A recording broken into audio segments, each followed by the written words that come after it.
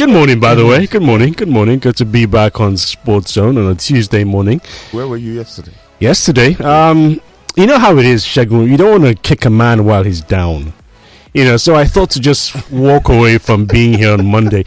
I was at the mall on Sunday. Yes, it was. Yes, Sunday. Yeah, this guy walks up to me. He's an Arsenal faithful. And he says to me, man, Charles, you. Because of you, I'm going to call into the show on Monday and terrorize you after Arsenal win the Premier League title. Oh. I looked at him in pity. I said, you're not going to make that call because you're not going to win the Premier League title. Guy, para, in front of the shop, they make noise. We're going to win it. My wife was here. My wife said, see Charles, and he was like, I'm going to go to. She was like, no, leave him. He says, no, I have to go and tell him what my mind is. And he comes and he talks. And I was like, look, guy, you're not going to win the Premier League title, And then he walks away. Greet your wife for me, sure. Last. And then they don't win the Premier League title.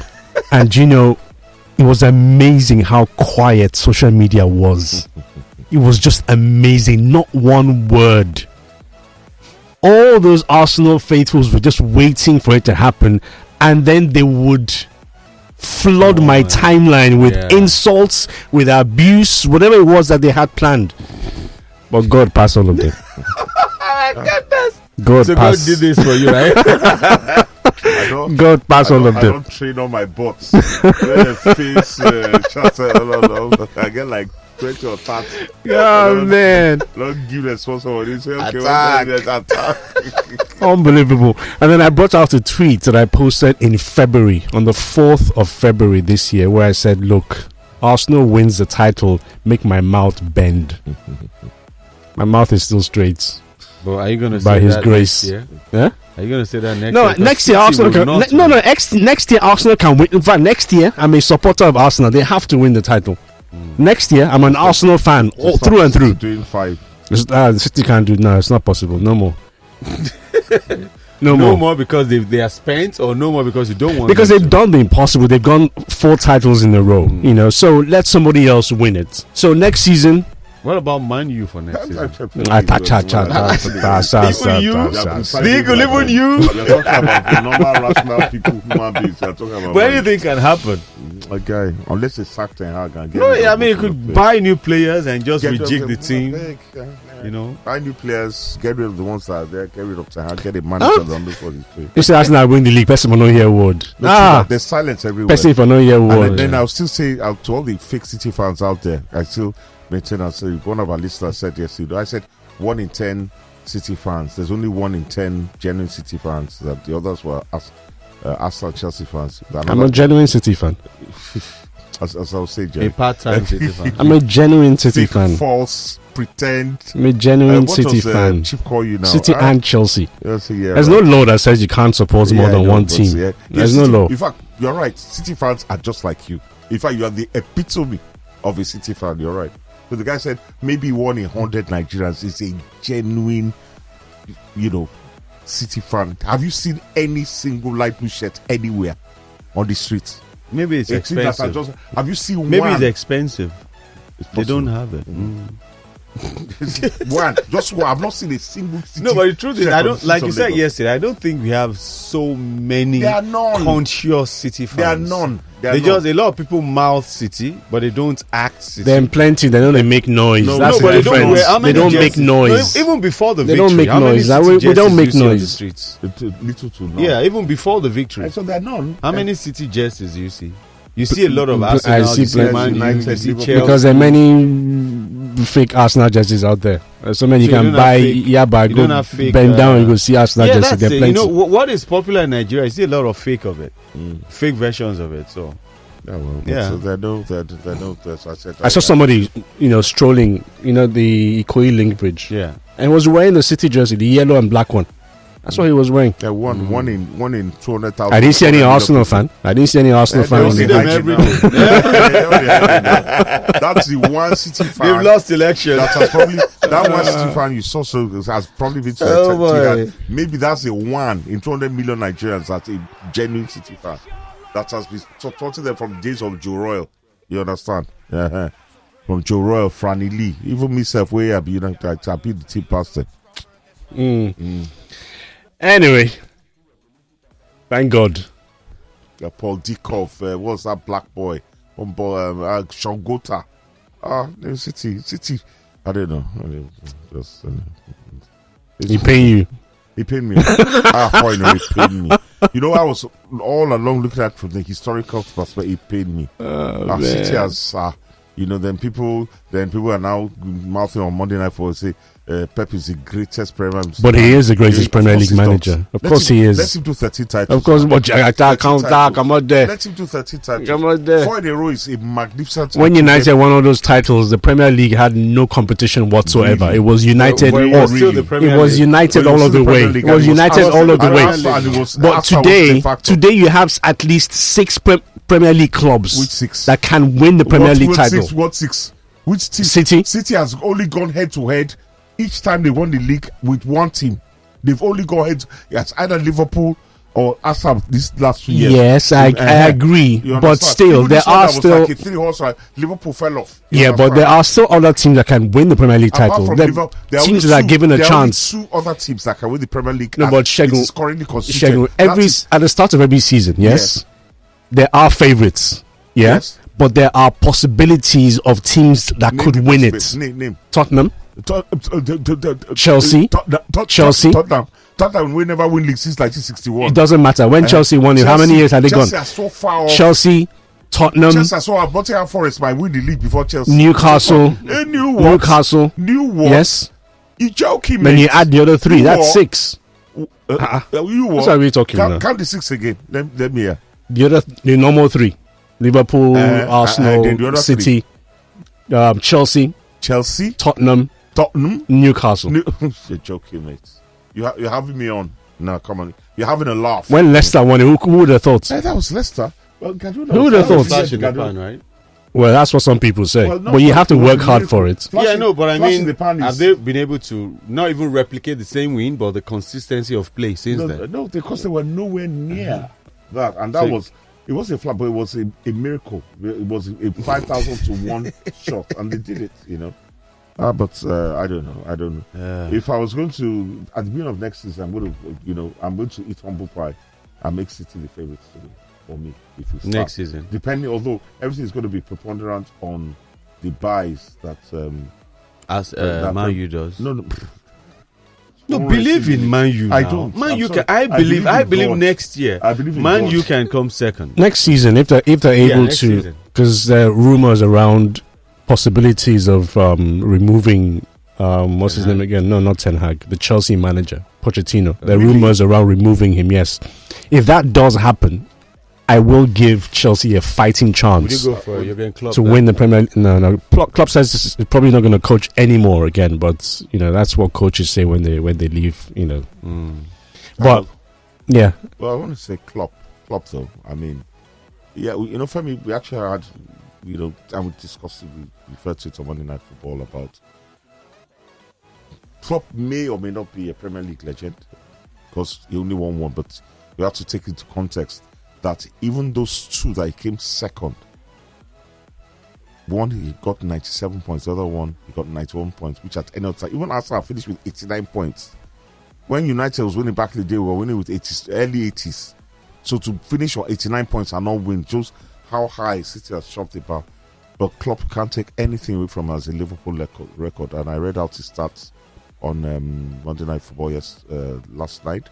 Played a total of 334 Premier League games. Won 209, drew 78, lost only 47. 10 Manager of the Month awards, 2 Manager of the Season awards, 1 European Cup, 1 Premier League, 2 FA Cups, 2 Carabao Cups, 1 Super League, 1 Charity Shield, 1 Super League, and 1 FIFA World Cup over 9 years. That's, to be honest, absolutely brilliant. The most successful manager since Kenny Dalglish. Because I think Kenny Dalglish was the manager when Liverpool won the league the last time. So. Yeah, he's going to go down as a Liverpool legend. No doubt about that. And, but as a Premier League great, I don't think so. Well, I still would say... I don't think so. Because one, in the Premier League, is still the You can't do nine. You can't do 9 seasons and win just one Premier League title and be seen as a great. I don't think. No. It depends on the milieu in which you exist, and but he's won. I mean, what have other teams won in that period? I mean, apart from City. If he's a Premier League great, then you've got to refer to Jose Mourinho as a Premier League great as well. Yeah, but he is. Jose Mourinho is. He is. Jose Mourinho definitely is. At least on his coming into first season, he won back-to-back titles and then left and came back and won another title. Jose Mourinho is. I don't think no matter whether you love him or loathe him, Jose Mourinho is one of the Premier League greats. He is. He is. So, yeah, definitely. All right, people, join the conversation, guys. We'd love to get your thoughts. Yes, I'm just going to be enjoying this for a couple of weeks. Yeah, so when you do, no, I don't have anything. I don't have anything else to do. No, my only break was yesterday. I'm back. 0809 234 5913 0809 191 3913 and our landlines are available 020 151 50913 020 151 1913 and on X it's at Lagos Talks 913 with the hashtag Sports Zone, and quite a few messages. Quite a lot of messages are coming through. We'll take your messages, as soon as we're done with the news hound. Yes. But before the news hound, next week is marks 1 year of this government. It would be nice to look at what they've done with sports, not just football. They haven't done anything. They haven't done anything with sports. It's very important we do that review of sports. Look, fix the economy first. No, but I don't care about sports. You can fix the economy through sports. No, it's not enough. No, you can empower people through sports. No. I don't think you can do a lot. I think that's putting the cart before the horse. But sports is part of the economy. Fix the basic things about the economy, and every other thing will follow. Guy, I walked into a supermarket yesterday. I wanted to buy bathing soap. A certain brand, of course I will mention the brand. A bar of soap cost over 1,000 naira. Yeah. It was like, what the hell? Yeah. There's liquid soap that I used to buy at 1,004 was now like 7K. And it's like, how? Do you understand? How? Person go to take keys to the bath. What's going on? Do you understand? Things are ridiculously expensive. Eye drops I used to buy at 7K, now 27,000. And that's even cheap. Because on the island, that's what I bought on the mainland, 30 something. Down just around the corner is 30K. One of these popular departmentals, 33,000. It's crazy. Guy,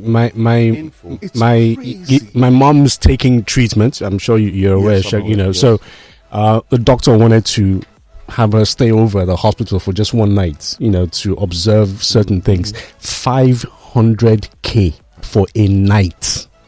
What's the name of the hotel? I can't. Exactly, in a hotel. Exactly. I get it. You know the one that shared one story with me about a woman when you had some issues like that the family needed to raise 500K for her to be in intensive care overnight. Yeah. They couldn't raise it. Yeah. You know what? The man died. Yeah.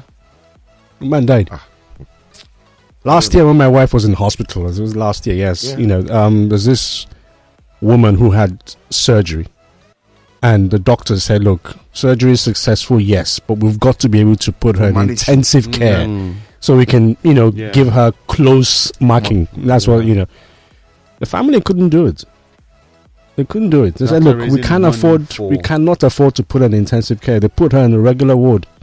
A week later the woman was dead. She was dead.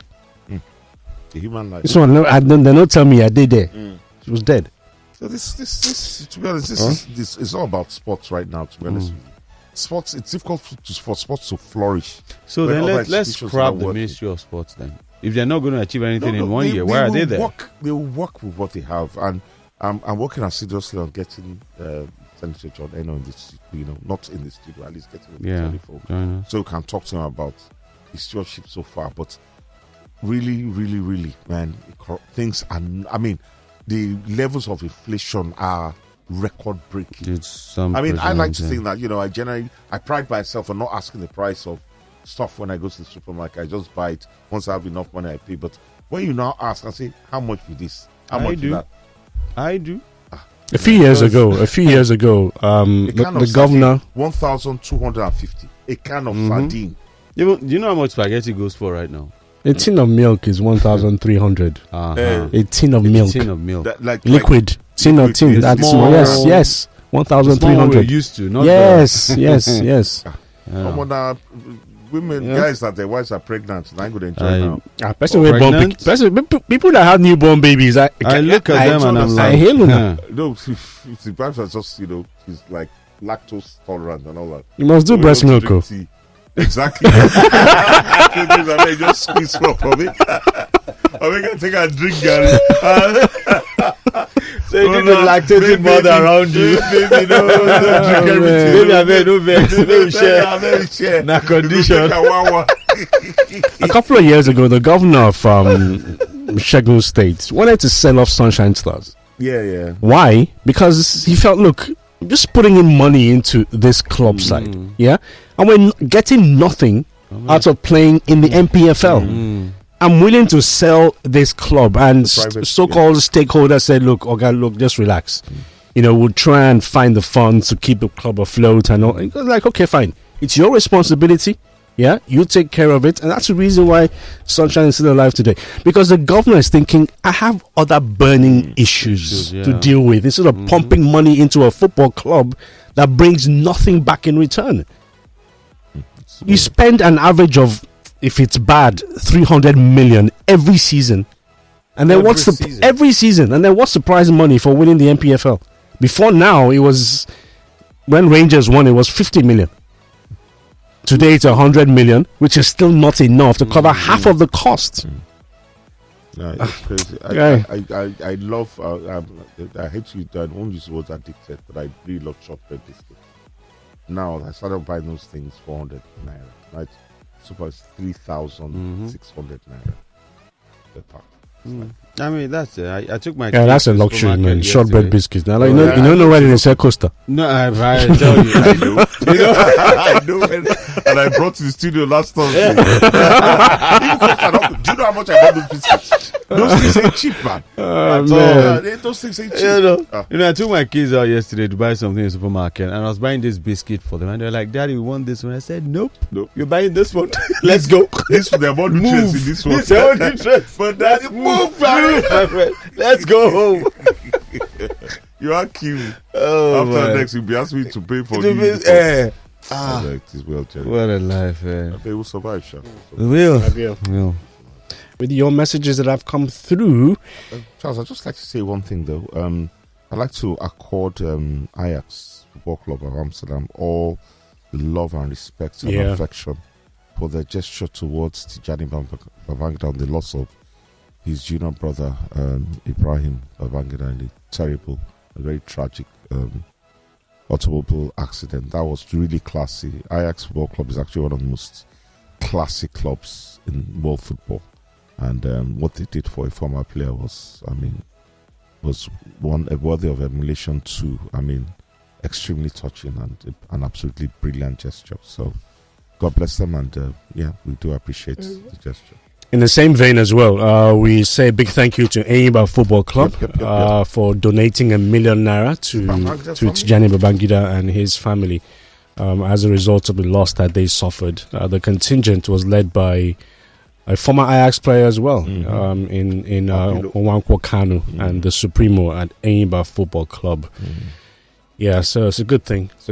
But Victor did point out yesterday that he thought that, Rivers United and I think it was Niger Tornadoes, where Rivers won by 3-2, should have maybe won black armbands, in support of Babangida and his family. But, maybe that didn't happen. I don't know. But that's the situation. The Football Federation, anyway, paid him a visit, so maybe that suffices. No, well, I mean, truth be told, Tijani is an all-round great guy. Polite, self-effacing, humble. I noticed I didn't use the word lovely before my detractors come at me, but it's a wonderful, it's a really nice person, really nice guy, really.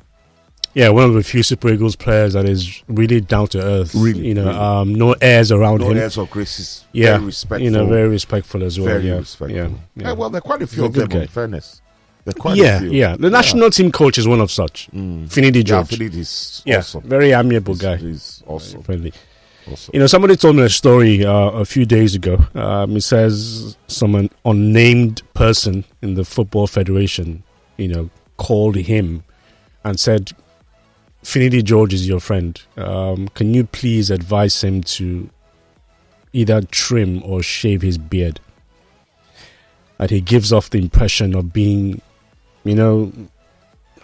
how do I put, no, not unkempt, but looking like a terrorist. You know how people see bearded people, fully bearded and bald, and not bald, but clean shaven, and they look at you and think you're, So he was advised by a member of the Football Federation to shave his beard, and Finidi's response was to tell that person to bugger off, to take a long run off his shop. But that's kind of interference that you will get when you have a local coach in charge of a national team, where people think it's within their rights, to tell you what to do, how to behave, how to dress.